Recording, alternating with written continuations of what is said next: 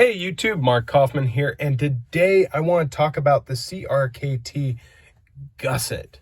And this knife, this is just another one of those CRKT knives that kind of runs under the radar. Not a lot of people talked about it. There's not really any videos on it on YouTube, so I really wanted to do an in-detail one. First off, I think this knife probably gets overlooked because it just looks like another Gerber paraframe. And coming from somebody that has owned one of those, it's definitely not. This is definitely a knife that offers a lot more to the user than the Gerber paraframe in so many ways. This is actually a Ken Onion design. You can see his maker's mark there. And Ken Onion, I mean, like, as of late, has been really hitting it out of the park with a lot of his designs, but he has always done a great job on his designs. Now, this one here, I actually picked this Gusset up because I really like the CRKT hijinks and that huge sharpening choil and drop point blade it had, but I wanted something a little slimmer. I wanted something that felt kind of like a jumbo trapper or something like that. Just something that felt like a drop point hunting knife that would be able to do a lot of work, but would be slicey as well.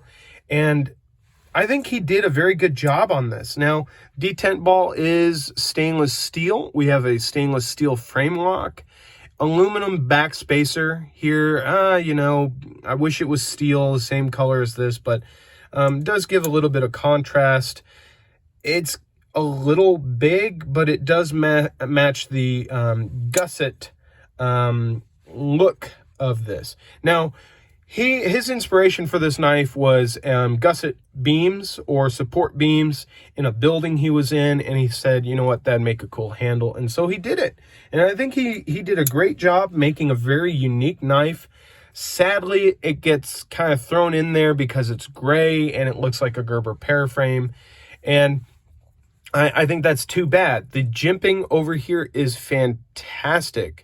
A fantastic amount of jimping. This thing is running off of IKBS bearings, and the pivot is captured, so that's really nice, and it looks really nice on the front. And then there's the other side of the pivot there.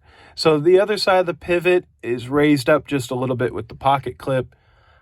I don't know how I feel about that, especially with those screws being so prominent. I mean, when I put this in my pocket, I was already feeling like, okay, my pants are never going to make it to the top bridge there. Now, one of the things I've noticed with Ken Onion's designs is he really prefers tip down. I don't know why. I mean, I will say this nice short pocket clip really fits this bone here when you get it in hand.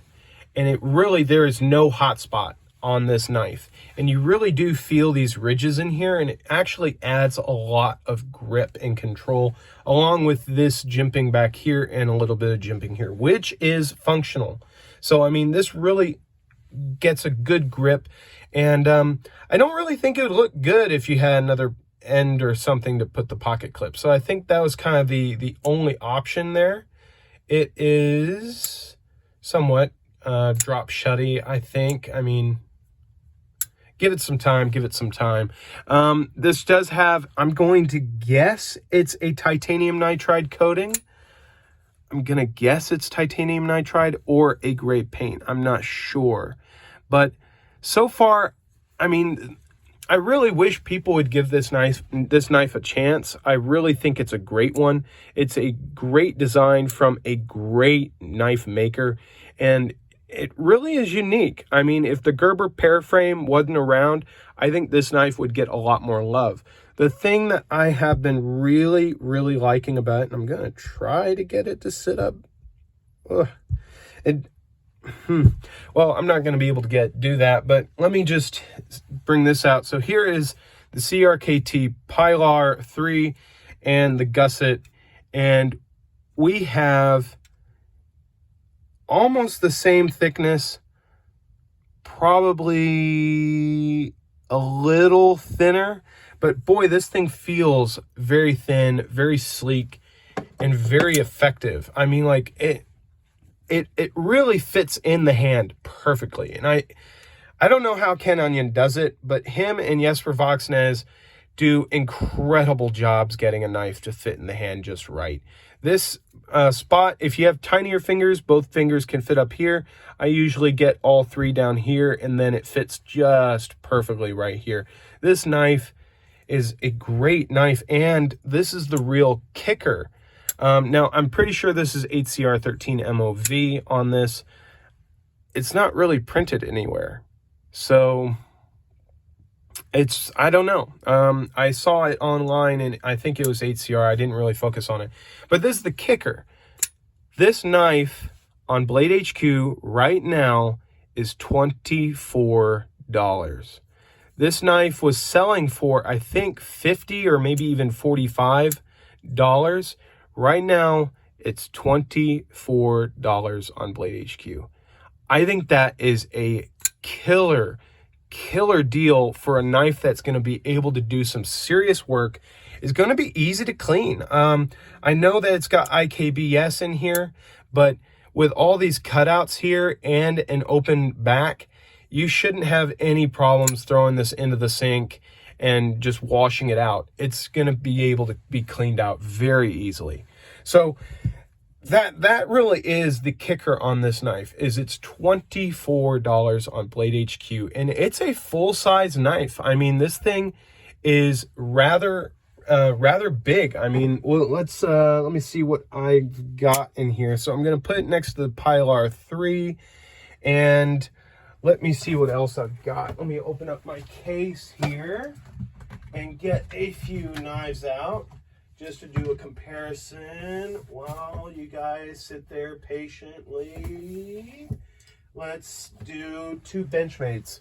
So with this, here is the Benchmade Osborne, and then over here is the Benchmade Super Freak. We'll just make a Benchmade sandwich with two CRKTs in the middle. So that's what it's looking like size-wise. Really, it's almost exactly the same size as a Super Freak and an Osborne. The Osborne is, I don't know if it's coming out on, let me see here, I don't think it's coming out on the camera because of probably the distortion of the camera, but it's the same length as the Osborne. So it definitely is a knife that is definitely is a knife that has some serious blade length while also being very thin, very robust, because it is that stainless steel frame lock, and it's very, very light. I mean, this doesn't feel heavy at all. It's all stainless steel, but I mean, seriously, it feels almost the same weight as the Pilar, and you're getting almost, I'm gonna say double. Do I want to say double? I'm not going to say double. You're not getting double the blade length, but you're getting quite a slim package. So there is my review of the CRKT Gusset. And I'm going to just say I probably am going to be the second person actually reviewing this knife on YouTube. I'm not sure if other people have made many more videos on it, but I think this is definitely a knife that needs to be appreciated and given a shot. I know it's been out for a little while, but because of that thinness and that great build quality that you're going to get with the stainless steel frames, it's a fantastic buy, especially for $24. You get IKBS, you're going to get a great action, and it's going to really do the job well. So till the next video, I guess I'll talk to you guys later. And remember, have a great day or night wherever you are. Talk to you later. Bye-bye.